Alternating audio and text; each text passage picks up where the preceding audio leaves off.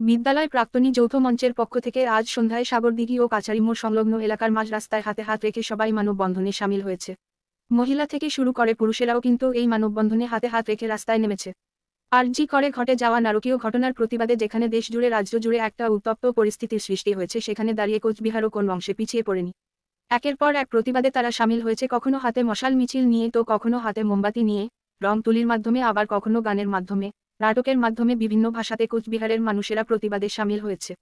রাজনৈতিক দল, অরাজনৈতিক দল, ছাত্র সমাজ, যুব সমাজ, নারীরা বিভিন্নভাবে প্রতিবাদে সবাই শামিল হয়েছে।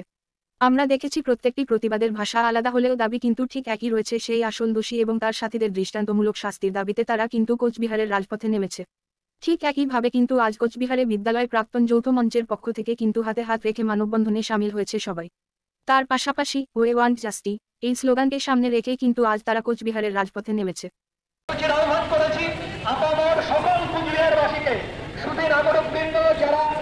চিকিৎসা করতে এসছেন, যারা শরণোৎসবের কেনাকাটা করতে এসছেন,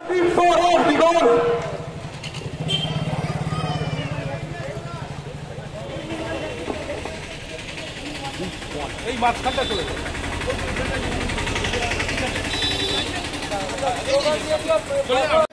কি বলবেন দিদি? আমরা যৌথ মঞ্চের থেকে প্রতিবাদে শামিল হয়েছি, এর আগেও প্রতিবাদ আমরা করেছি, আজকে আমরা মানববন্ধন গড়ে তুলেছি। আমাদের একটাই দাবি, তিলোত্তমার দ্রুত বিচার পাক। আজকের কর্মসূচি কি রয়েছে? আজকে আমরা মানববন্ধন গড়ে তুলেছি, আমাদের এখানে সবাই শামিল হয়েছে, শুধু আমাদের প্রাক্তনী মঞ্চের থেকে নয়, প্রাক্তনী যৌথ মঞ্চ নয়, আমরা প্রত্যেককে আমন্ত্রণ করেছি এবং বলেছি যে আমাদের এই আন্দোলনটা একার নয়, আপনারা প্রত্যেকে শামিল হন। কি মনে হয় এরপর এই আরজি করে ঘটে যাওয়া ঘটনার পর থেকে নারীরা কি রাস্তায় নিরাপদ? নারীরা নিরাপদ ছিল, কিন্তু কিছু ঘটনা আমাদের সামনে বিক্ষিপ্তভাবে এরকমভাবে উঠে আসছে। এখন স্পেশালি আমরা দেখতে পাচ্ছি যে ধর্ষণ কিন্তু দিনের পর দিন বেড়েই চলেছে। আমাদের দাবি একটাই থাকবে, একজন পুরুষ যেরকমভাবে রাত্রে সাধারণভাবে চলাচল করতে পারে, একজন মেয়েও যাতে সেফভাবে একইভাবে চলাচল। এই মানববন্ধন থেকে সবার উদ্দেশ্যে কি বার্তা রাখবেন? আমরা শুধু তিলোত্তমার বিচার চাই, এই মুহূর্তে আমাদের এটাই দাবি। আপনার নাম? বাণী রায়। ধন্যবাদ। এবং কিভাবে কি করছেন? আমরা আপনারা হাতে হাত ধরে এই মানববন্ধন কর্মসূচিতে যুক্ত হন। আপনারা যেখানে আছেন না কেন, আমরা সকলে পার্শ্ববর্তীতে আছে তার হাত ধরে এই মানববন্ধন, সুদীর্ঘ মানববন্ধন আপনারা তৈরি করুন। যে আপনারা জানেন, আজ থেকে প্রায় 1 মাস আগে আমাদের আরজি করে এক ডাক্তার মহিলাকে নৃশংসভাবে খুন এবং তাকে ধর্ষণ করে। এর বিরুদ্ধে সুপ্রিম কোর্ট, এর বিরুদ্ধে ক্যালকাটা হাইকোর্ট প্রথম দায়িত্ব নেন এবং ক্যালকাটা হাইকোর্ট সেই তদন্ত, কলকাতা পুলিশের তদন্তের অসন্তুষ্ট হয়ে এই ভাবটা দিয়ে দেন সিবিআই তদন্ত শুরু করে এবং একই সময় প্রকাশিত হয় যে সুপ্রিম কোর্ট আর্থিক দুর্নীতির এবং যে আর্থিক দুর্নীতির কথা অনেকদিন আগে এসেছিল, কিন্তু স্বাস্থ্য দপ্তর কোনো দেয়নি।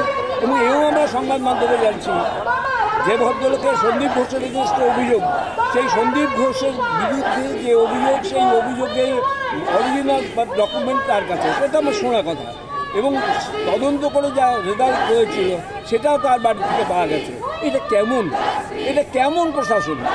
যার বিরুদ্ধে অভিযোগ তার ঘরে সেই অভিযোগ করছে, যার বিরুদ্ধে অভিযোগ তার কাছে সেই তদন্ত রিপোর্ট, এই চলছে। যাই হোক, অন্ততপক্ষে একটা দিক দেখতে পেলাম, মেয়েটি নিজের জীবন দিয়ে আমাদের পশ্চিমবাংলায় যে স্বাস্থ্য দপ্তরের যে অপরিসীম আর্থিক দুর্নীতি এবং নানা রকম সেটা কিন্তু মেয়েটির জন্য আজকে তুলে ধরা গেছে।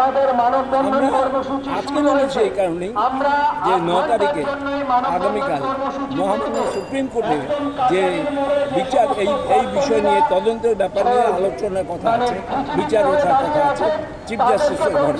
আমরা চাইছি আমরা যেন এই ইয়েটাকে আমাদের কুচবিহার থেকে আমাদের দাবি, উই ওয়ান্ট জাস্টিস অফ আরজি কর, উই ওয়ান্ট জাস্টিস। তার বাপ মার চোখের জল যেন আর না ফেলতে হয়, তারা যেন সঠিকভাবে তার মেয়ে হত্যার জন্য বিচার পায়, সেই জন্যে আমরা আজকে রাস্তায় নেমেছি। আমাদের আওয়াজ যেন সুপ্রিম কোর্ট তক পৌঁছায়। আজকে কি করছেন আপনারা?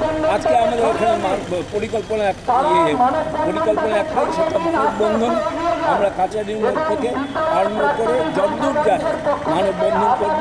সবাই প্রাক্তন ছাত্র এবং এর মধ্যে সাধারণ মানুষ আছে। আনন্দ চৌধুরী মজুমদার, জেনকিন স্কুল। ধন্যবাদ।